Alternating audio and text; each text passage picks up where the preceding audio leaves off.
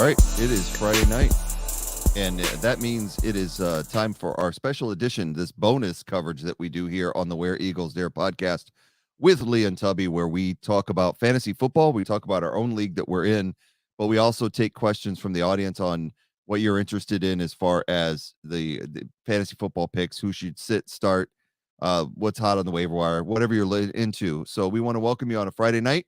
We're doing it kind of late than we normally do, so it's going to be, we'll see how things go as we get going into this. But welcome to the Where Eagles Dare podcast, whether you're on Facebook Live, Twitch, or YouTube. We want to thank you for joining us on a Friday night, especially with the World Series going on. I know you've got the game on, Tubby, at the house. I didn't want to take up my streaming, so I'm going to jump right into it as soon as we get done here. But here we are. So if you want to make a comment or ask us a question on fantasy, we will be glad to take your comments. In fact, looks like, hey, we've got Matt Kozman already in. Yeah. How's it going, buddy? What's up, welcome to the pod. This is just a special Friday fantasy football edition. So we're just taking actually comments and calls on what you want to know about with this week's games. So let's first, before we get into it, we do want to mention that Sunday is a big game. So we want to mention that the Eagles are playing the Steelers Sunday at 1:00 at Lincoln Financial Field. We are fired up for it. We are ready for it. We did our preview on it last night. We both feel that this is a game that the Eagles should win. They got some news today that TJ Watt is planning on playing in this game. So that changes. Yeah, he came out and said he definitely is trending in that direction as far as being able to play in Sunday's game. So that's going to make it a little bit different. But now we also have, our new acquisition, Quinn, is going to be playing as well. So we don't know what both of them will probably be on a certain amount of snap count because they're not going to rush Watt, especially since the Steelers have a bye next week. If we see Watt, we're not going to see him for 100% of the game. I mean, 50% at best, but it's still something that the Eagles will have to adjust for. I'm glad they came out and said it now, because that way Gannon can adjust and deal with this at hand. But that's not why we're here tonight. Tonight we were here to discuss fantasy football. I want to first of all recap what happened in our league last week. And I tell you what, the sun shines on a dog's ass at least once in a lifetime. I was sitting there, started the season 0-4. I've won 2 out of the last 3. Don't ask me. I tell you how it happened. We talked about it last night. I was kind of upset that I had traded Breece Hall away stupidly early in the season so I could get some Gerald Everett from the Chargers as a backup tight end. Needed him because Kittle wasn't doing jack for me.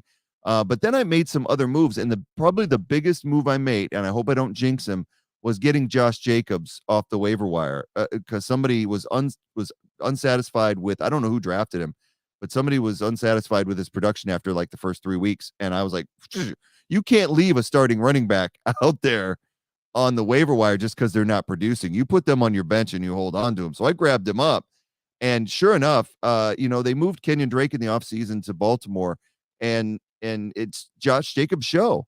And McDaniel's out there in Las Vegas going, I'm going to work. This is my workhorse. And as a fantasy owner, you love to hear running back and workhorse in the same sentence, because that's not how most teams go. You have a few of those. Right. And for me, that's what I look for. I have Dalvin Cook on my team, who I look at as a workhorse in Minnesota. He was on a bye this week. But I tell you what really made me the high scorer in our league this week was freaking Joe Burrow with his 1,000-yard passing game. I think really it was 454, something like that. Unbelievable day against Atlanta. It scored me 64 fantasy points. I mean, because if you look at my receivers, Debo had 9, Moore had 4. So that was crazy. But Aaron Jones went off in a loss to Washington because he caught 2 passes out of the backfield. And then Jacobs just had a day. He had 3 touchdowns against Houston. He couldn't be stopped. They were using him almost exclusively to beat Houston. It was great. Everett chipped in 11, Claypool 9, Butker, just the 3. Actually, Butker was minus points for 120. He missed a field goal. But then I picked up the Tennessee because Buffalo, my main defense, was on a bye. And I picked up Tennessee only because they were playing Indianapolis. It was my best matchup. And they end up scoring 23 points. So good to get that bonus money and everything like that. We got a comment from Kozman here real quick. He said he traded Jonathan Taylor when did you trade Jonathan Taylor and why? I would never do that. And who did you trade him for? Yeah, that's the key. That's the key. We want to hear I that. mean, I know he was a little frustrating earlier in the season. I was thinking about picking Taylor up. Because I know Outcast in our league, Oh, he's trying to second trade at the for him? bottom. So just trying to see if guys, hey, I know you have this one stud, but the rest of your team is kind of flailing. Hey, would you take two? Would you take three players for, Taylor? Would you couple, when the guy is not playing or is inconsistent, man, look, you Yeah. never know. But hey, I'll have it right now. Mine's popped up. Yeah, man, had a very interesting week, man, because I was in Mexico at the time, so I wasn't really able to have my normal red zone up, get to see all the games happening. Um, Sitting there, I'm like, okay, I didn't really watch any of the games in full for the most part. I was just kind of in and out, like, me and wife made it be in the pool or, just walking around the resort or whatnot. But so I didn't even see when Juju and Mahomes scored that last touchdown. I thought I Yeah. was just dead in the waters because I didn't even see when Brees Hall got hurt. Oh, So I yeah. see Brees Hall break this ridiculous touchdown, and I go, "Oh boy, here we go." And then I see Travis Etienne. I see basically everybody he has scoring touchdowns. I see Green Bay come out, boom, first touchdown to Aaron Jones, and I'm just like, "Oh man, I'm cooked," because you can't see my bench here, but I didn't play Benjamin, Mm, who got me. I'm gonna go back on mines real quick just to show what I was going through. So I'm sitting here and I have Enu Benjamin, who I didn't start on that Thursday night game against Arizona. So I'm already like, man, then I look up. I see DJ Moore scoring. I see Christian Kirk scoring. I see Gus Edwards, who I just picked up, scoring 2 touchdowns. And I'm just like, you know what, man, you blew it this week. You just blew it this week. But then there's this guy named Patrick Mahomes, who as long as you have him on your roster, he is just able to just get you points, man. And it was a good start with Juju this week. It finally worked. When you get that combo, everybody wants that perfect quarterback wide receiver combo or quarterback tight end combo if you can do it, man. So, and I'm watching the Detroit game, and I don't even know if Josh Reynolds is even on the field, bro. right. I even went on Twitter to see, am I the only one going through this? And everybody was like, hey, is Josh Reynolds playing? Is he okay? Because you're losing, you're down, and he's still not getting the ball. So, man, and lucky I just had a few workhorses, man, and Adams and Barkley. Barkley, I think he's having probably the best year of running back so far. Yeah. But we knew that coming to the season, he just looked better than he's had in the past, man. And Kyle Pitts is just still getting me absolutely nothing. But that's not Kyle Pitts' fault. When you have Mariota completing about 8 passes a game, I mean, Right. it's not Kyle Pitts' fault. I mean, you have 8 passes spread out between a bunch of other professional athletes. So until Riddler comes in, I'm just holding out for maybe Riddler comes in and really puts the volume up. Because right now this is a volume issue, not the Right. player. The player is fantastic. It's the volume issue that You know, Pitts is experiencing. it's interesting because I have Drake London and he went off the first couple of weeks and then it just like they've gone exclusively to the ground game. They're playing a very conservative. That's why they got trashed too. Even when they were down, they were still not getting targets to Pitts or London. And these guys you can't sit them on the sidelines like that. That's just a waste. Right. It's a So waste yeah, of talent out there. So you can hear the rumbles yeah. around saying, hey, man, let's get Riddler in. Let's get Riddler in. Here's the thing is that they got a big game on Sunday. They need to start scoring some points Yep. because they're in a position if they beat Carolina to be first place in the NFC South. I said that for reals. Atlanta Falcons could be first because after Tampa Bay's losing Uh-huh. and Carolina's down there. I mean, Carolina could end up moving into a spot. It's unbelievable. They actually the NFC South has turned into the NFC East of the last few years, hasn't it? Man, It's crazy. You wouldn't have unbelievable. thunk it, but it does Yeah. change. Things go up and down, and right now the NFC East is killing it. And you've got Dallas with the defense scoring. They're scoring like 20 points a week for you. It's Dallas unbelievable. defense has been, and they were on the waiver wire, bro. I picked them up Yeah. Just off I had New England for like the first 2 weeks. This is how long they went away. I had New England for the first 2 weeks. And I'm looking at the Cowboys. I'm like, man, they aren't giving up many points, and they're definitely scoring a lot. And I picked them right up. I think about week 3, I picked them up, and they've done me well, man. I mean, 13, 9, 13, 17, 19, 28, 7, 26. So I mean, double digits, Yeah. most weeks Unbelievable. I'm getting at least 10 points from them. If I can get at least 10 points from my defense, I'm happy. If I can get 15 or plus, I'm laughing. And 20 is unbelievable. And you Yeah. see how I put you over the top. I was a couple mistakes away because we went 1-2 in our little bonus. Oh, okay. Yeah, we had Okay. we won 1-2. And if I'd have started maybe Enu Benjamin, but that's all Yeah. hindsight, you know. I But wanted to yeah, man, break that 190 barrier. I was looking at the scores because I wasn't even worried at one point. I was like, I'm not even worried about my opponent.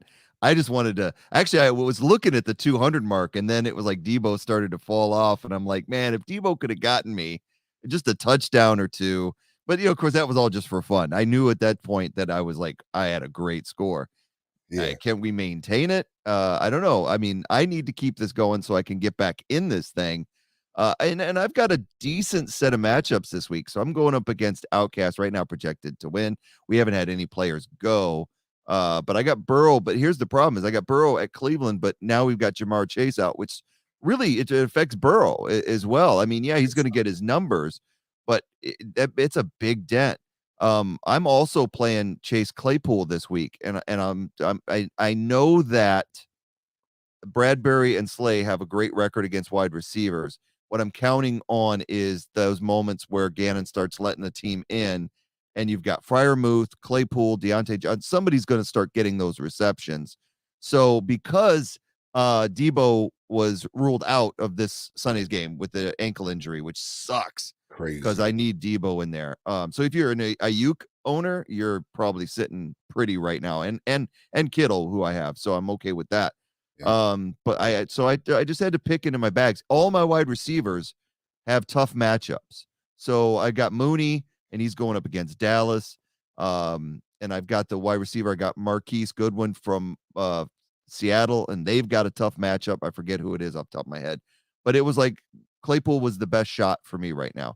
So I got Sutton going up against Jacksonville. That's in London. So I'm got to hope that they do something. I don't think Russ is starting that game though, is he? He is. He is. He He is. He's he said I was doing some man, while we're on Russ, yeah, okay. man, I guess I never, man, when they say when you're in certain markets, people don't pay attention to you as much, no matter how well you're playing. And I guess being up there in that Seattle market, I never paid attention to Russ. But he annoys the crap out of me. Like now, I don't know if he's every time I see him, I think it's new. I'm just like, every time he talks, I'm just like, what? What are you talking Yeah. about? Like I don't know. He just weirded me out, man. I don't know. Anyway, they asked him, hey, are you going to play today? He was like, yeah. On the way over, I was doing my stretches on the plane. I'm like, because the plane ride stretches are there. He's like, all those guys were knocked out sleeping. I was doing my stretches. I'm like, this guy's starting to sound weird, like a Tiger Woods type weird. Sometimes you listen to Tiger, he's like, what? What did you say, Tiger? It's just like just some quirkiness. Right. He's an awesome guy. You know what I'm saying? He's a good dude, great in the community, all of that. But I'm just like, man, this guy says some of the weirdest. He just doesn't talk like a guy who's been in a locker room his whole life. Yeah. He just sounds like a guy that's just off on its own. And then reports come out where Sherman's been riding like crazy, Oh right? yeah. He said he asked Marshawn, him and Marshawn was on the podcast. Marshawn Lynch was on Richard Sherman's podcast. And it was basically like they made a joke, like, why don't you go call him? He was like, you have to go through his agent. So I'm like, no, none of his teammates even have his phone number to Right. call him. If you want to contact your buddy on your team, the quarterback, you have to talk to his agent. I mean, Unbelievable. talking about putting yourself on an island of just weirdness, but teach his own. But bro, that's pretty weird. If your running back can't call you a quarterback, Yeah, it's like, hey man, about this play we went over it. Hey man, talk to my agent first. Like that's weird, bro. it That's is. that's It that's is. pretty weird. Let's keep it 100. That's pretty weird. Well, I'm not. Hey, that's his. He do his own thing, but it, that was a little it weird. it's been a strange season in Denver Yeah, because everybody expected him to do well. I've always respected Russell Wilson's play. I've always thought he was underrated in the league for the stuff that he would do with a weak offensive line at times and be able to run around and find Lockett downfield. He was always able to work some sort of magic to keep Seattle in games, and it's just not there in Denver. And it's just maybe the age has gotten to him now. Seattle seems to have made the right move because Geno is playing really extremely well. I mean, people are picking up Geno to play in fantasy, and that's something no one would have ever said. bruh. But it's interesting you say about beefs. I saw a video today. It was funny because it was the Ravens flying home from beating up the Bucks, and they had somebody on their phone that was like talking to the different players, and he went up to Justin Tucker, who's hilarious, by the way, and they were asking Tuck for his hey, for his words, and he goes, hey, it's all good. Lamar's going to lead us in some deep knee exercises up Oh, and down see, the thing, and then he goes, Ravens country, let's fly. because it's weird, bruh. It Some is, deep it is. knees on the plane. Like, what are you? It sounds like a guy that just hasn't been Yeah. around a bunch of other guys. I don't know. You know, that locker room has to be brutal, like with, this Oh, guy it's talk. crazy. You say if you even slip up a little bit, like around 53 other guys plus practice players. I mean, somebody's going to come at you, man. Oh, So I know. It's good that's so stuff. crazy, man. That's so crazy how he took And that little shot at him, like deep knees on the plane. Like, what are you talking about, bro? what you Every know, guy's asleep. oh yeah, No, yeah. why wouldn't they be? They're flying them. It's Exactly. a time zone, you weirdo. You go to sleep. I don't know what he thought he was going to accomplish with that remark too. You're not going to endear That's the yourself to point. your teammates. You're going to That piss is the them point. off. That is the And overall point. Every time you open your mouth, I'm like, what is he? What was he yeah. trying to accomplish with that? And there was another thing that came up that started a huge beef over this was there was a picture of Melvin Gordon staring Russ down like you piece of trash. Oh yeah. And Robert Griffin put that picture out on Twitter and said something to the effect of when your running back's looking at you this bad, you got it rough or whatever. He makes a derogatory mark. Now, what was funny was Shady, our own boy Shady, LaShawn McCoy, gets into Twitter and he goes, RG3, you don't need to be talking. This man is so much better than you'll ever know. He just goes off on RG3. He Uh-huh. goes, and then so RG3 comes back and he says some offhanded remark. And Shady then just doubles down. He goes, look, dude, look, bro, you are straight up trash. And he shows RG3 stat lines. Look at these numbers, bro. You are trash. So then Deion Sanders comes in Oh man. on Twitter to Oh man. go, and he is trying to be the peacemaker. He's like, hey guys, this is fun and all, but let's take it down a notch. We're all bros. Shady comes back at Dion and goes, no, because the truth is, if he played the majority of his career in your division, they'd have given you a diamond jacket, Dion, when you went into the Hall of Fame. I was like, damn.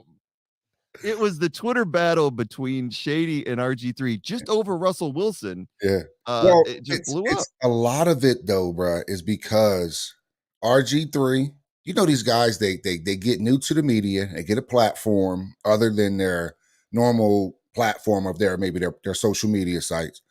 And then they start, kind of parlaying it. Like they'll be on Oh, yeah. TV but they're on Twitter super heavy too.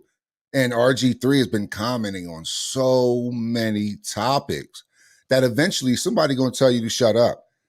Somebody's going to call you on it. Somebody's going to say, you know what, I've had one too many. You know what, I can, this is one that I can get you on because Shady had a better career and they played in the same division. So he has some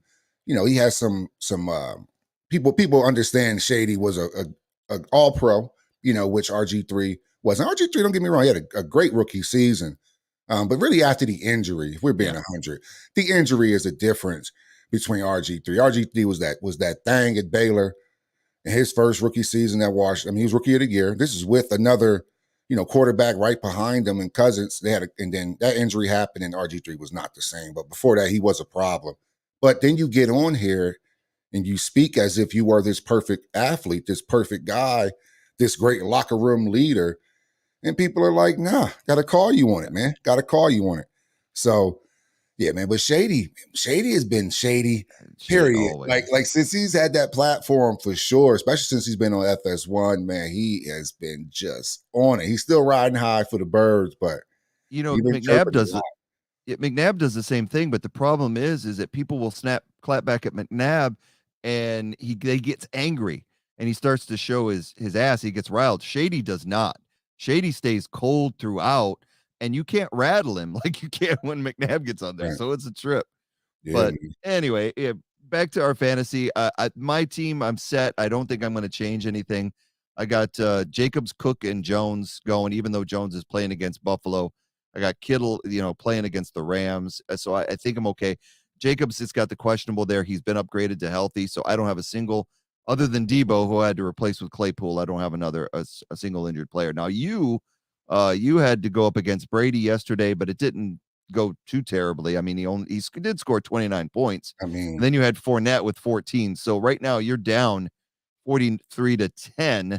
But you had Suckup got you 10 points. So and you still yeah, got the man. rest of your starters to go. Yeah, man. And so much came on that last drive, Brady's last drive. Oh yeah. He got him. I even did the math. He got about 15.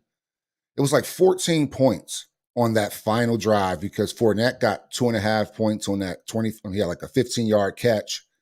So that's 2.5 in our league. And then Brady had about 12 because, we get points for first down. And all of a sudden, Right, he was right, right. dinking and dunking and dinking and dunking. And it was like 1 point for a first down, then 1 point or half a yard. And I'm just like, all of a sudden, he went from a terrible game and then one drive due to circumstances took Brady from about 18 points to what you see right now, 29 in Yeah. the last drive of the game, Yeah, man. So that I just sucks. hope, and I don't have my boy Patty this week. So I'm rolling with Matthew Stafford, which is very different for me this week. But he is playing the Niners, which is a tough matchup. I may still go out. I may even pick up Rodgers. He's there, but Rodgers just hasn't really He's playing Buffalo. have it. Right. So here's the catch with that. I'm like, okay, Buffalo, you can score on Buffalo, they're not, Buffalo should have lost a few games. So here's what I'm hoping that because they are down, maybe he's trying to play catch up and he's just getting me a bunch of garbage points. I don't care how I get my points. Right. I'm not like, I don't care if like Green Bay wins. I don't think they will Yeah. win. But when Alan Lazard went out, I'm like, man, now he's down another receiver. Right. I'm just gonna stay away from him. Um, so yeah, man. But the rest, here I'm kind of with DJ Moore, man, he got about 50% last week of the targets of just the offense, period. So I don't know when Christian McCaffrey got traded, they went to him because remember, he was looking to leave too. And they was like, we're Right. not trading DJ Moore. He's our foundation. And I wonder if he went to them like, well, prove it. I haven't Yeah. even been getting the ball this year, but yet you don't want me to leave. So, but you know what? You know what really grinds my gears? I drafted Kenneth Walker, and now Oh he is having us. no. But it's not like I couldn't. Like I said, I couldn't predict. He started out third because he had a hernia injury, but I remember from Michigan State. I know he's a good back, and but I was really just surprised at how Seattle was playing in general, man. Remember, even a few weeks back, it was like, man, but Seattle scored that points. It's like they're scoring points every single week. I don't know what happened to Gino. I don't know if he went to go see a special doctor, if he flew to another country, and I don't know, man. I don't know if he went to Wakanda, but he came back. And Gino's been playing really well, Yeah. man. He's been Yeah. playing good football, man. I'm not saying I'm going to put him on my fantasy football roster, but every time I look up, I'm like, man, Seattle's scoring points. They're scoring points. He still makes his Gino mistakes, but and I think anybody with eyes can see, like, man, he is the reason why Seattle is playing well right now because he's still playing really good football. And like he said they wrote me off. I ain't right back. Yeah. So he knows the chip that he has on his shoulder. And Yeah. Yeah. Did you hear what he said to that one reporter who said, "How are you doing this?" And he said, "You watch any of the games?" I didn't And hear that one. yeah, reporter's like, how are you how are you having this comeback?" He's like, "Have you been watching any of the games?"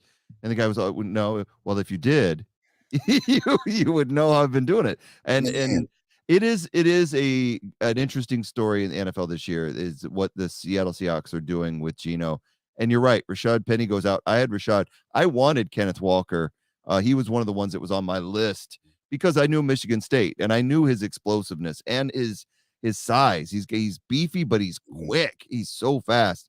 So yeah, and I tried to make a waiver claim for him, but I was way down on the priority list, so I knew that wasn't happening. But he is definitely somebody to have, and that's the thing against Marine Raiders. He's projected at 13. I expect against the Giants, we'll see. I don't know what the Giants are going to do in that game. That's a pretty titanic matchup to watch.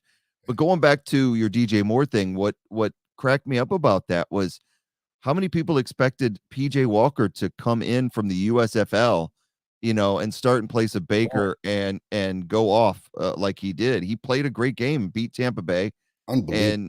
and it was a massive game. So I think does he do it again? I Right. think now teams are more prepared for him.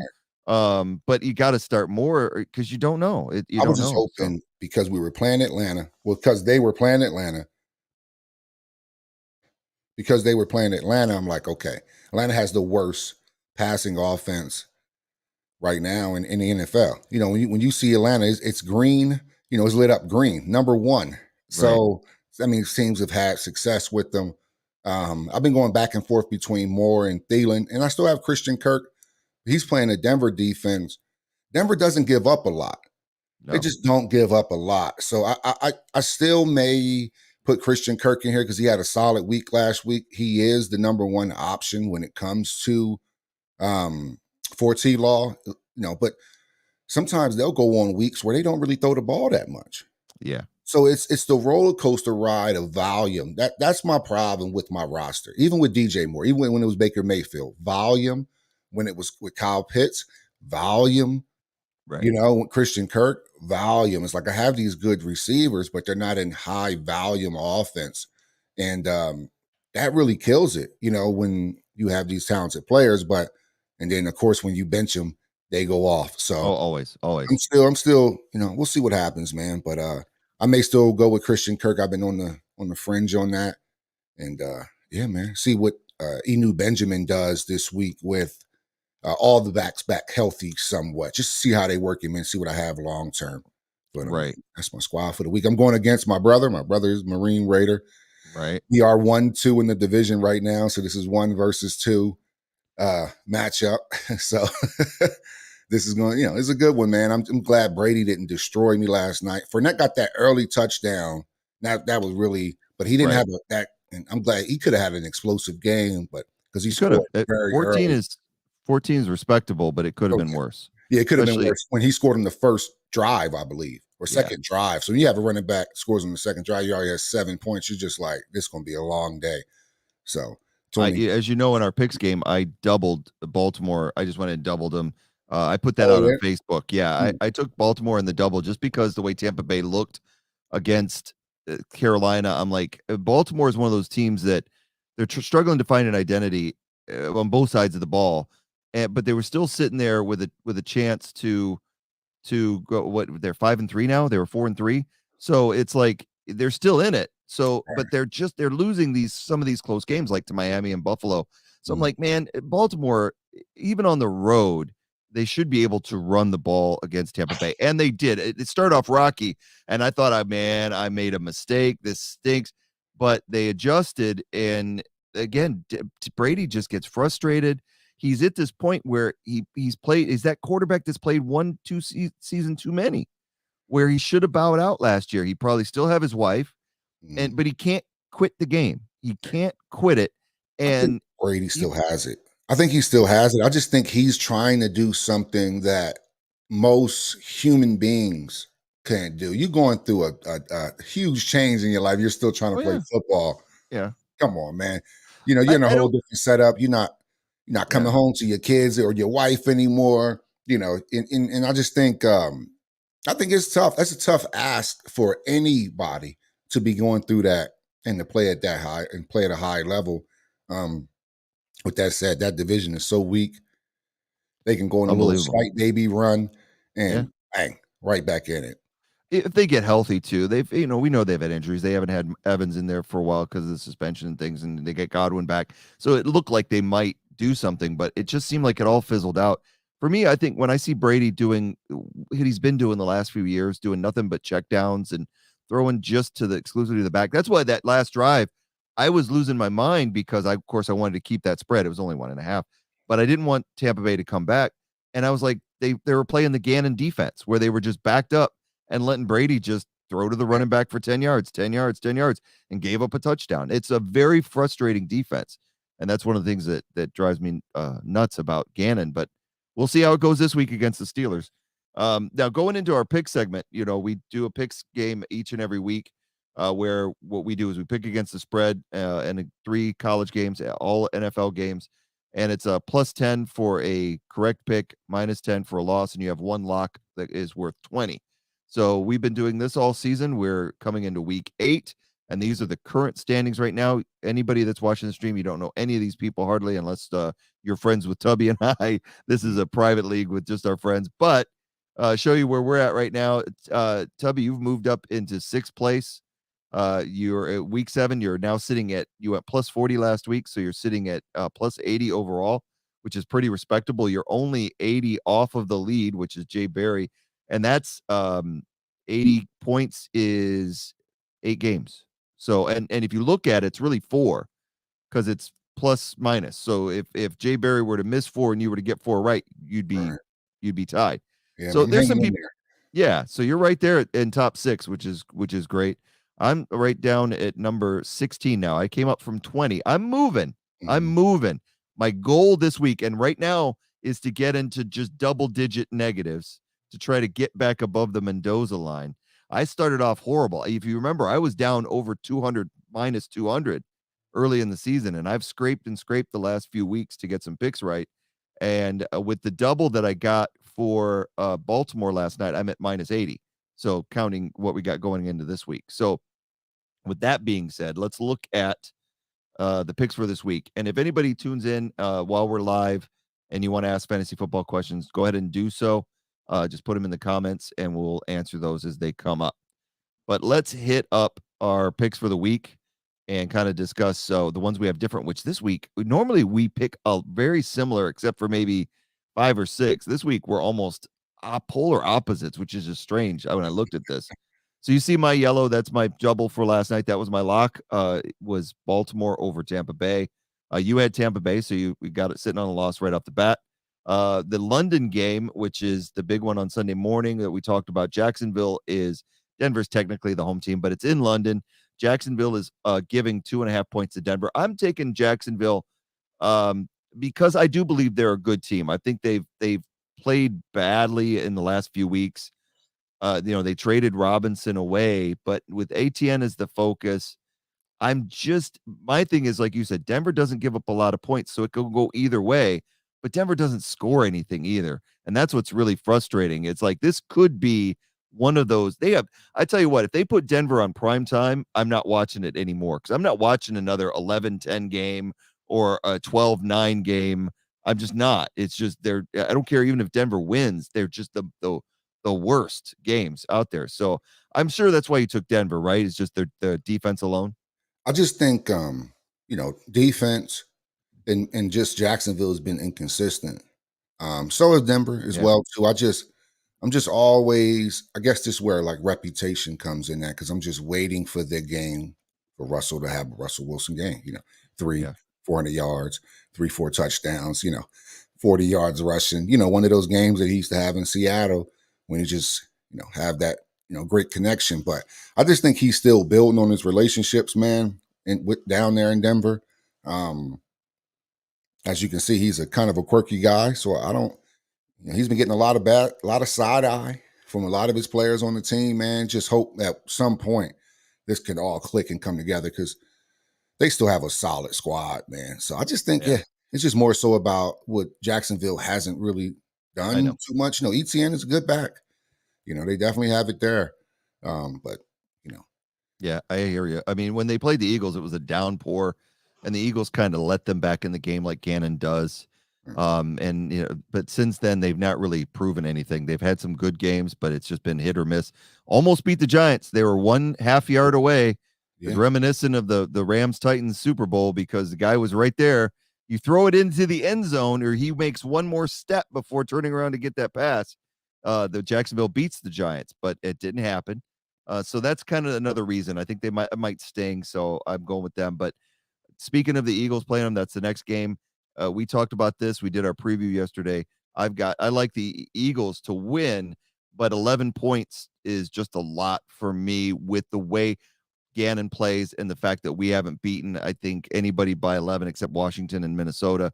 Mm, We've let teams back in that shouldn't have definitely. got in, just like we did with Dallas. And now with TJ Watt playing, I think that this could easily be a 10-point game, but I just don't know if it'll be over 10. And you like Philadelphia, and we talked about that yesterday. Yeah, I'm always going to go. It's always going to be on favorite for me. So it's I no hear rhyme you. or reason to it. I think Yep. they should be able to beat them by 10, but I think it's probably going to be, I see the game being like 20-10, 27. I'm sorry, 30-10, 30-17, something like that. So Gotcha. I don't think this, I don't think this, I think it's a good spread. I think it's appropriately placed spread because Eagles could blow them out, but they also could, like you said, let them right back in as they've been doing with a lot of other teams in the season. So, yeah, man. But either Gotcha. way, no matter the week, I'm rolling with the birds, no matter what. I hear you. If you just joined the podcast, we're talking the pick segment for picks against the spread this week. But if you have a fantasy question, you can always ask those up until the end of the show. All right, next game is Atlanta at home, giving 4.5 to Carolina. We differ on this one as well. We disagree. I'm going with Atlanta because they're a different team when they play at home. They are playing for first place. I know it's 4.5, but I think that the Carolina thing was against a Tampa Bay team that's on the decline. I don't see PJ Walker doing it 2 weeks in a row, but we'll see. What's your reasoning for taking Carolina? Yeah, Atlanta just can't really score that much. And, Carolina looked a little bit better last week, and they lost Chuba Hubbard, too. So it's going to be Deontay Foreman's show.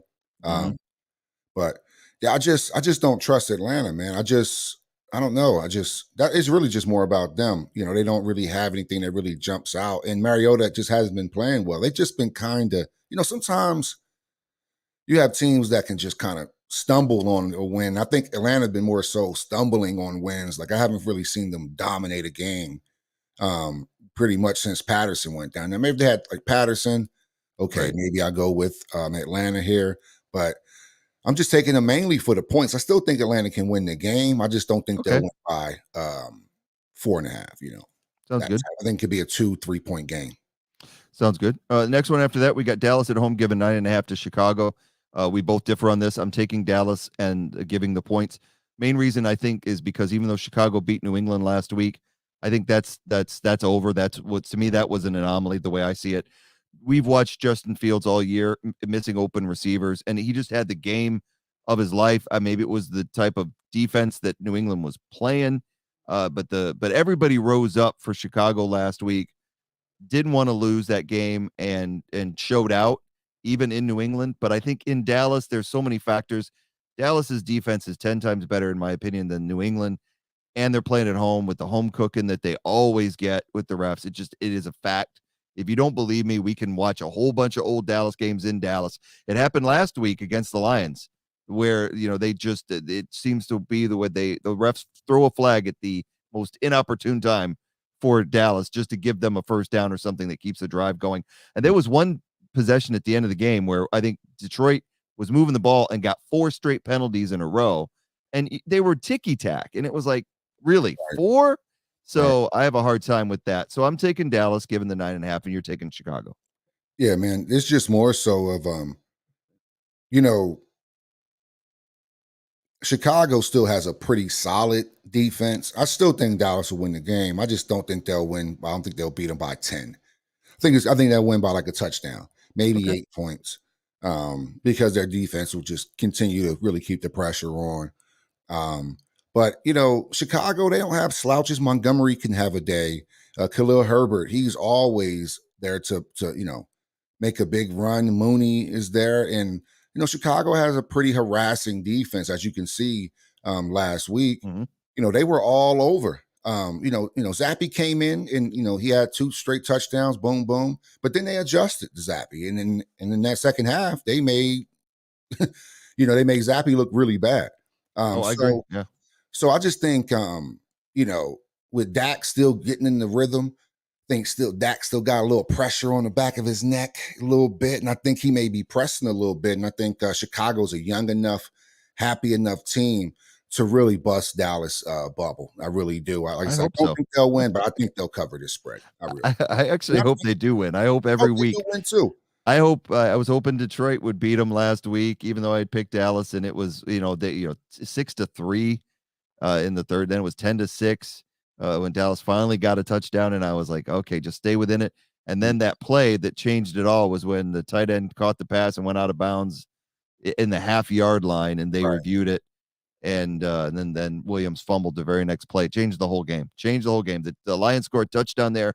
It's 13-10, and who knows where it goes from there. But it didn't happen. Speaking of the Lions, they're the next game. And I'm going to go with the Lions this week, getting 3.5 from Miami. I'm not completely sold on Miami being all the way back with Tua yet. I think that there's some lingering concerns the way they played Pittsburgh last week. So I'm just taking Detroit at home because I think they're getting Swift back, which is huge. And Yeah. they're getting Amon-Ra St. Brown back, which is huge. And I think if they get all the pieces of that puzzle of the offensive side, this could turn into one of these shootouts where it's decided by a field goal at the end. So in those I'm going to take the 3.5 points. Now you've got Miami, which I totally understand. Yeah, I just think Miami can go in there and get it done. Detroit, albeit a good squad, they have been pretty inconsistent. In their games, they make mistakes at just the wrong times. So that's why I'm going with Miami. I just think a few plays they can be a few plays better than Detroit this week. Makes sense. I don't disagree with you. Again, these are just our picks. We don't really endorse using these to make any bets. And as I say in each and every week, if you have a gambling problem, please call 1-800-STOP gambling now, like they always do. So this is not to endorse that. Anyway, the next game after that, we actually agree. We got Minnesota giving 3.5 to Arizona. We respect Arizona. They played the Eagles very tough, but we played them in their building. They're going into Minnesota that usually plays really well at home. I mean, Minnesota sometimes on the road can fall apart, but they play pretty good at home. They're coming off a bye. And so Arizona's got to go in there. So I think that, yeah, both of us taking Arizona given 3.5 makes a lot of sense. Then we go right to the next one.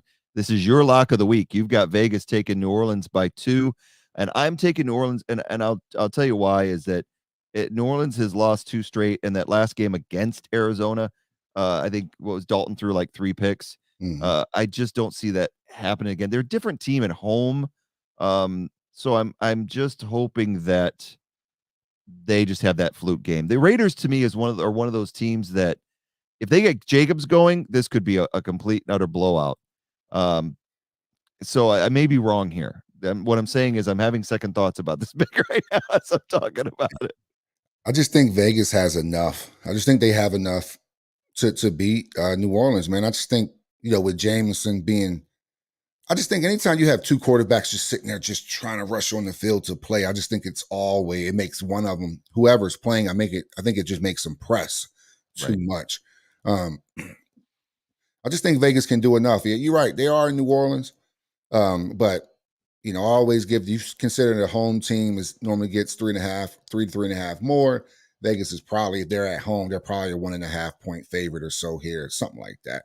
So I'm just going with Vegas. I just think they have more than New Orleans, man. New Orleans haven't really showed me anything this year. It makes sense. Yeah, the thing that about New Orleans is that their last win was against a pretty good Seattle team in that shootout, and that was at home. So and then they played Cincinnati really tough at home and only lost by 4. So that's where I'm kind of basing this on, is that Vegas is one of those teams that can be up and down. So I'm counting on them being down this week because I never know what I'm going to get. I'm hoping that Josh Jacobs goes off for another 100+ yard game and 3 touchdowns, and I lose this pick. I'll be happy for that as far as from a fantasy perspective, but we'll see. The next game we also disagree. We got New England going into the Jets, and the Jets are home dog, getting 1.5. I like what the Jets are doing. We talked about it last night. I think that the New England, believe it or not, is the weakest team in the AFC East as far as I'm concerned, from what I've seen. And I think that the wheels are starting to come off. They're a little bit exposed after the Chicago game. And if Chicago can beat New England, I think the Jets can.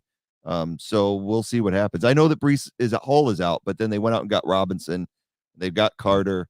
We'll see where it goes from here.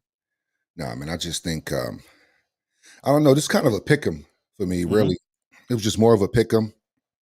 Yeah, and that's just really what it was. It was a coin flip, and I'm like, I think they can go down there and beat the Jets.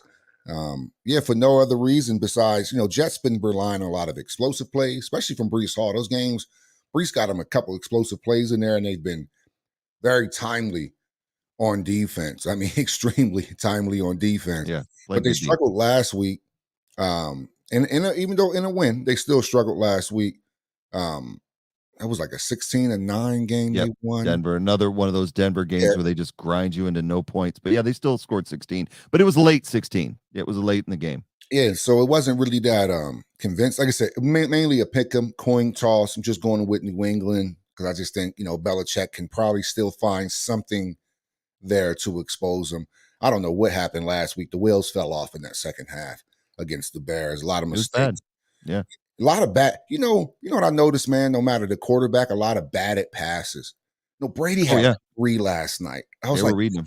Brady is back getting his ball. I was like, it's like no matter what quarterback you watch, man, it's like they always have a big ugly in their face now. It's like they're just you have to give it over that plus a big paw. It's so Right. crazy. Watching this game, man. Astros up 2-0 already in the second. They're yeah, Got those they're a back. tough team, man. They are. It's a long series, so let's see what happens. Yeah, they still got to I'm come gonna. to Philly no matter what. That's true. That's true. All right, so let's move on to the next game. We've got Tennessee, Houston. We both agree Tennessee should beat Houston by 2 points. I mean, yeah, the Tennessee seems to be on a little bit of a roll against weaker opponents. They really dominated Indy, so we both like Tennessee. After that, we got another one we disagree on, and that's the Tennessee's last opponent. Indianapolis is at home, giving 3 to Washington. I like Washington in this. If it was, I'll be honest with you, if it was Carson Wentz starting, I would probably take Indy. But I think they're a different team with Heineke under center. I think they've really played well against Green Bay. I watched a lot of that game, and it just seemed like they had a different attitude Mhm. with Heineke there. Now, is he a world beater that's going to beat top tier teams? No, probably not.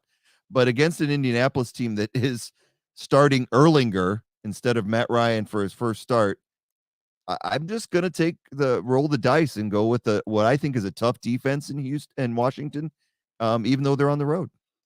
Man, I'm just trying to see if Erlinger does give him a spark. Maybe this. They still have Jonathan Taylor. You still have Pittman. Uh, they got another guy out there that I was looking at picking him up off the waiver wire. Forgot his name. But anyway, I just really it's another pick 'em to me, man. Just weird teams. Heineke, another XFL guy. We're talking about PJ Walker. Heineke was the Yeah. XFL guy too, man. Um, so I don't know, man. It's really a pick 'em. I'm just hoping Indy at home should be able to run the ball enough and be able to put it up a little bit more than Washington. I just think Washington is one of them teams that are just prone to too many mistakes at times, and they just ran into a very frustrated and almost disoriented Green Bay Packers. Like I don't even know Oh yeah. who the real Green Bay Packers. Please stand up type. Like who are these guys? Just a really off year for them. So yeah, man, just hoping Indy can grind it out and win by at least 4. It makes sense. You make a good argument, like I said, and I'm going the other way because I'm not sure what Erlinger is gonna give us, and I think that it's nice that we get to see him a little bit before the Eagles have to play him on November 20th. I'm gonna be at that game, by the way, just pointing that out. Nice. So the next game after that, again, another one we disagree on. We got San Francisco going into LA. They're giving 1.5 on the road to the Rams. I've been struggling with the Rams all year, and of course, this is the same Rams team that San Francisco beat up on in their house just a few weeks ago, 24-9. I and then San Francisco's coming off 2 straight losses to Atlanta and Kansas City. And I just think this is a San Francisco team that went out and got McCaffrey. They planned on going into that Kansas City game and walking out on top, and they got there. And they didn't play McCaffrey a lot in that game because he just got his feet wet. I Right. think we're going to see a heavy dose of McCaffrey in this game. The San Francisco defense to me is far better than the Rams D. So I've got to go with San Francisco getting the season sweep on LA. Yeah, man. I just think they kind of play steady Eddie ball, Frisco. And I don't know, man. I just feel like when it comes to the Rams, man, at any moment they can just put it on you. That defense can start playing lights out. They still have Aaron Darnold there, who is always going to be in your face. And just hoping after a little rest week, they're coming off a bye week, and Stafford getting a little rest on that elbow, that he can he can hopefully light it up, man, and really. They still have Cooper Cup. They still have some of these guys that are game changers. They have game changers. They have Right. Cup and Donald and Donald, two game changers, two all pros. And I just think, maybe they can squeak it out, man. Especially with this spread so low, I'm just like, I think the Rams should be able to win by about 4 or 5. But if they lose to a lowly, field goal late by 1, then I'm okay with that as well too. So that's why I roll with the Rams on this one. They're at home, it should be pretty loud in there. Frisco friends are going to travel. Well, I expect it to be a 50-50 red and blue in there in SoFi Stadium down in LA, man. So I hear you. I like I said, I get what you're saying now. I don't trust the Rams right now. I know you got Stafford starting for fantasy. And again, this is a fantasy football and pick show for the Where Eagles Dare podcast. If you're just joining us and you need fantasy advice, ask at any time. We'll stop the pick segment to answer your questions because we've already covered the fantasy portion of the show. So getting back into the picks, we both agree that and this is a tough one. New York Giants going into Seattle and winning. Not a lot of teams have done that this year, going into Seattle. In fact, Seattle's won their last one was at home was against Arizona. They did lose at New Orleans and at Detroit. They did lose at home to Atlanta, but then they beat the Chargers last week. And on the opposite side of the ball, the Giants are on fire. After their loss to Dallas, they've ripped off 4 straight, and they are a hot team right now that's running the ball well and playing good defense. So I think that's why we both took the Giants. It's hard. I also took them because I figured I'm bad luck, and if I take them, then they'll lose, and I'll lose the pick. So I'm hoping that both the Giants and the Cowboys lose each and every week. absolutely. All right, so moving on to the next one, we got this another one we disagree on. I've got Buffalo giving 12 points to Green Bay, and you're taking the 12. I get why taking the 12. It's a lot. I just think in Buffalo, the last team that they played at Buffalo was the Steelers, and they won 38-3. They've also beat Tennessee in Buffalo 41-7. I don't think Green Bay, hot take, it's really not that hot take. I don't think Green Bay is better than Tennessee or Pittsburgh, to be honest with you. I think they're on par. You look at who Green Bay's played. Look, they've lost 3 straight. They lost at Washington 21-23. They lost to the Jets at home, and they lost to the Giants at home. Well, that was in London. Sorry. So they've lost the last 3 games. I think they're struggling for an identity just like Tampa Bay is. Aaron Rodgers doesn't know what to do without Devontae Adams or having that guy. So that's why he's going more to Jones. I just think Buffalo is just going to put the wood to him. I just really do at home. Yeah, man, I think they are. I'm just hoping that they don't beat them up that bad. And that's just really all it comes down. It's just that 12 points. I don't think Green Bay has a shot. It's just 12 points. Maybe 11. Maybe 11. That's just maybe 11. Pray it to the football gods. Right. Yeah. Just maybe 11. Maybe they're up by like 4. Maybe they're up by like 18. And Rodgers comes down and have this little goofy touchdown and 1, and they're only down 10 or something. I don't know. It's a lot of points. It is. Points. I love Josh Allen at home, and that offense is so explosive at home. They play so much better. I mean, they play good everywhere on the road. I mean, they're only lost to at Miami. So, and that was just a weird game. He still threw for 400 yards, but we'll see how it goes. Then we've got the Monday night game, which is a good one. It's the Battle of Ohio. You got Joe Burrow, which is now, Jamar Chaseless. They're giving 3.5 to Cleveland. Look, the only reason I'm taking Cleveland is this is such a heated rivalry. I'm rooting for Cincinnati, and it's the fact that Chase is out. seeing where he goes. It gives Cleveland's defense a little bit more options to be able to cover T. Higgins, and be able to cover, being able to stack up against Mixon. So I like Cleveland's running game, and I think if they pound the ball and try to keep it close, they can stay within 3.5 points, and that's the only reason I'm taking Cleveland in that game.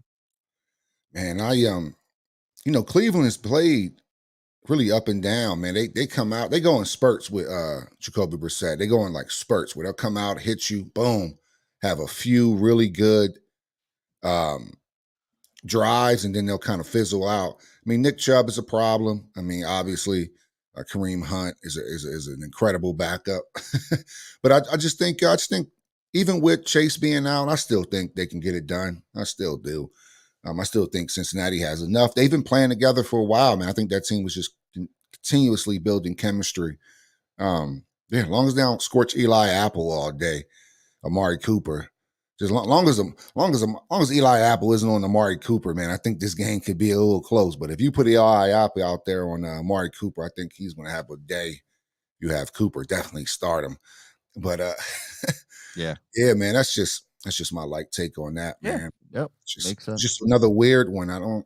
Cleveland's another weird team. Cincy has been weird. It's been weird, man. Only team that's been consistent really is the Eagles this year. A lot of teams have been weird, man. Yeah. Weird. Green And Bay, hopefully that the Tampa, Eagles go on. hopefully the Eagles consistency continues on Sunday. That's all I want to see. Coming off a bye, let's not see any rust. Let's get out there and get to it. So that's all of our pro picks for this week. We do 3 college each and every week. In our pick'em game, we have 3 that are given to us, and we can swap those out for any of the FBS games that are out there. So this week we have 2 of the games that we picked similar. I switched one of the games out because I did not like the Tennessee 12.5 spread to Kentucky.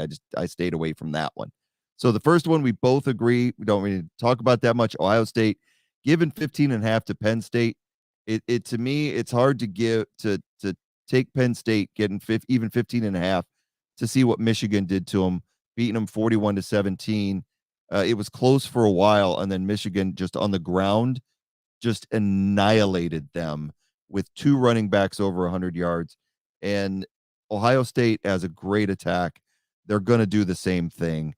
It's going to be at least 15.5 or more. I think the spread is lower. I think it's because it's a whiteout it's going to be a whiteout in Altoona at Penn State. So that could be a factor, but I still think by the end of the game, the Buckeyes should have it. And I hate, it pains me to say it, but I think they'll have at least a 3 touchdown advantage by the end of the game. We both like Oklahoma State. Do you have a reason why you're taking Oklahoma State? I know they're on the road at Kansas State, who's been really well, but I just had to go with Oklahoma State with their last few games. Every time I look up, they're just winning the game, man. They're Yep. winning. Every time I look up, even last week, I think I picked against them. I was like, dang, I forgot who they beat. Texas. I don't know if it was Texas. Okay. Yep. Yeah, they just been finding ways to win, man. So I'm just going to roll with them and pick them. And yeah, I haven't really watched much Kansas State. That's more so I've seen more Oklahoma State. And that's like, all right, I'll go with them. Well, the tough part in this one is there's these 2 teams have one thing in common. They both lost to TCU recently. And the Kansas State lost to them at TCU 38-28. And Oklahoma State only lost to them at TCU 43-40. So that is, you do the math. It's going to be a close game either way. So I think this 1.5 spread is good. The advantage Kansas State, they're at home. I got to go with Oklahoma State on that one. Now we switched these games up at the bottom. I switched mine out, and quite simply, I've taken Syracuse over Notre Dame. They're at home. They're a extremely hot team. I just find it really hard to not take Syracuse in this situation. I think Notre Dame has been overrated from the get-go. I think starting out with the first game of the season, they played Ohio State and they got dominated, but everybody was like, oh, that was just, they're going to be the one loss. And then they've just, they lost to Stanford recently. And it was 16-14, but still Stanford's not that great. Right. Even though Syracuse lost at Clemson, I think this is a team that they've beaten enough teams where I think that they can handle Notre Dame by 2.5. So I took that. Now you're going to go ahead and keep the game that was picked for us. Mm-hmm. And that was Tennessee at home, given 12.5 to Kentucky. Kentucky getting those points on the road. And what's your reasoning for taking Kentucky? Yeah, man, I think Alabama game. Alabama hasn't been playing that well, period, all year. They've had some really close games, so I wasn't surprised when Tennessee kept it close and ultimately beat them. Um, so I just think that Kentucky, I still think Tennessee is going to win the game. Just those 12 and a half point spreads, man, those big spreads sometimes, man, sometimes I just pick, it's not even about the team, it's about the spread. I'm just like, and the odds of it, man. I'm just hoping, Kentucky keep within about 8. I don't know. Here, Tennessee can maybe riding a little too high. You just never know, man. So I just went ahead with Kentucky just based off the spread, but that's a good pickup with that Syracuse Notre Dame, man. That's a tough one to pick too, because they're I like less than a field goal at home. Mhm. And if I'm wrong, I'm wrong. If Notre Yeah, Dame proves that they actually are a decent team, I'll be surprised, but their schedule has shown me otherwise. Um, so I like Syracuse. I know that they they yeah, they gave Clemson everything they could give them on the road last week, and they're still smarting from that. I think they got something to prove, and I think they're going to look at this game as a chance for them to be on a national stage and show something. The thing about that Tennessee game is that it's one of those that it's in Tennessee. It's a night game. yeah, It's primetime TV, but those man can turn into battles. yeah. Those can turn into battles. That's why I stayed away from it because Kentucky has shown that they can stay with teams this year. I do think Tennessee, in my honest opinion, if you put a gun to my head and say pick it, I would probably take Tennessee given the 12 and a half because I do think they have an explosive offense. Their Yeah. quarterback has a cannon of an arm. So, but we'll see. We'll see how it goes. I'm staying away from it. I'm just saying. I feel you. I feel you. Yeah, man. So I mean, so that's it. Week. Yeah, it's a crazy week. I can't believe that we're already on week 8. I was looking at it when I was putting out the lines and getting ready for the show. I'm like, how are we at week 8 already? It seems like the season just started and Having fun. we're almost at Having especially fun, man. Eagles Fantasy 6-0. football. Yeah. Eagles 6-0. Fantasy football is it keeps your mind so occupied. And because you like to do it, that you just can't. It's like gambling. It's like it's like if you don't have a gambling bug, fantasy football will show you the closest what it's like to gamble. Just that obsession. Constantly checking on your phone. You probably check your fantasy team and the health of your players more than the health of your family members sometimes during the season. You jump. Wait a minute, somebody has Oh, a knee injury. Let me call them. Can I text them? They'll put it on Twitter. oh, Please, are you playing? You have just somebody in your family tell you something ill with it. They be like, just get some Robitussin and you'll be all right. But your fantasy, that's your RB1 go down. You're gonna send them flowers, get well soon, checking on his report. Did he practice on Tuesday? Did he practice on Wednesday? oh How we my looking on Thursday? gosh, How much dude. energy we can put into people we don't know and their health. And so Oh my gosh, that it's is insanity, man. So that is so when true. I you feel love it, so bad now. I'm gonna call up a few of my relatives tonight because I feel horrible. I'm like, and oh, he's right. I have not talked to my you aunt know in Brees Hall forever. went out for the year, don't you? Huh? You know what he Oh, has, huh? well, Yeah, you know what? That was we talked about that last night when he went down. It was hard not to be a little happy because I traded Brees Hall away. man. I got Gerald Everett in the Yeah, deal. yeah, So I still have a healthy tight end, and oops, yeah, it's what it is. yeah, Sorry, man. it's the way Brutal. fantasy football works, but it is a trip. Brutal. You But see yeah, the I tell you what. messages that I got even from you should see the messages that I got even from remember when that if you see the messages that I got even from like on fantasy football when the Brees Hall trade was trying to go through, he's like, "Hey man, is it Oh okay? Is the trade going to go through? Is it okay?" I'm like, "Hey man, I don't know what league you think you're up against, but like, why wouldn't the trade go through? yeah, And if they don't want the trade to go through, they'll vote against it. All of it still remains the same. Like I can't just go in and strong arm managers like you better not, you better not do anything. Like I'm gonna drop you from the league if you touch that Brees Hall trade. And it ended up being he wasted all that stress for 2 weeks. That's it. He got it for 2 weeks. Two You weeks. know, when I he caught me like in the morning. I got the thing, and I had been really down on Kittle because he hadn't scored anything higher than 6 points. And I'm looking at Everett, who's been, a pretty adequate tight end for Herbert. So I was like, you know what? I'm not even using Brees Hall like I should. I have Dalvin Cook, Josh Jacobs, Aaron Jones. I'm like, you know what? Yeah, okay. I need the tight end help. And as soon as I hit accept, I was like, what did I do? What did I do? Brees Hall's a freaking phenom. And I kept wishing every week after the trade with don't have a good game. Don't oh damn it, you went out for 20 points again. And I was like, no, it was Yeah, just like a man. bonehead move. So yeah, I'm just saying when he went down, it was hard not to smile a little bit. I hate it because I don't want Brees Hall to be Yeah, yeah, hurt. I really yeah, don't. I'm not a yeah, sadistic, yeah. but I couldn't help it, dude. I'm like, It, whoo, it shows the whoo. cynicism of fantasy football. Like when in life would you get happy that somebody went that? Like you would just normally you'd be like, dang, he tore his ACL. That's so messed up. But you're like, what? Like what? I just go to smile and look away, like with a big old Chester grin. uh, That's that family drama. That's the it is. insanity that fantasy football Uh, brings, man. That's why we sign up for it every year. We sign up for this pain yeah. every single year just to say we're the champions, man. So yes, sir. It's been a while for me to be in the champions. I was happy if I make the playoffs. But anyway, but what's good is that hopefully that's not how the Eagles think. Hopefully Eagles are headed toward a championship, but we got a long way to go. They're only 6-0 right now. Got a tough game against the Steelers. I'm saying it's going to be a tough game because every game until they start playing, until they put up some touchdowns, it's going to be a tough game. No game is guaranteed, and it's not lost on me. But we've got a great weekend. We've got football in the morning, all through the evening. Granted, it's Jacksonville, Denver in the morning, but it's still football at Right. 9:30 Eastern, all the way through the evening on Sunday. If you're a college fan, we've got college football tomorrow, which I love college football. I'm a Michigan fan, so we'll be watching them play in the night game against Michigan State. Big game for us.